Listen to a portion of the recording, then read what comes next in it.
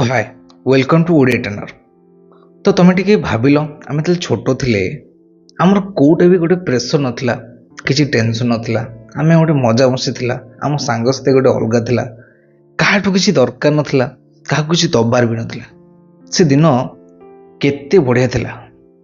किंतु जितेबले आमर बयस बढ़ुची सेतेबले तुम्हें नोटिस करिवो सबु किछि चेंज। जॉब टेंशन गोटे अलग प्रकार बोझ आम उपर लदा हुए। बेले बेले हमको लगे कि सतरे आम पुरुष होगी बहुत बड़ भूल करछे। सडनली आम लाइफ रे एमती किछि हुए जेति कि जो माने हमको एते भल पाउथिले से माने धीरे धीरे हमको इग्नोर करिया लागंती। आउ सेते बेले बहुत कष्ट हुए जेते बेले आमे जो मानकू हमर मेरुदंड बोली भाबी थाउ से माने जेते भांगी पड़ती।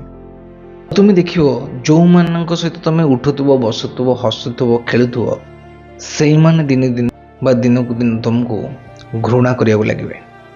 से माने तुमको जज करती कि तांकर तुम ठार कौन दरकार, जदि नहीं ताले तुमको इग्नोर।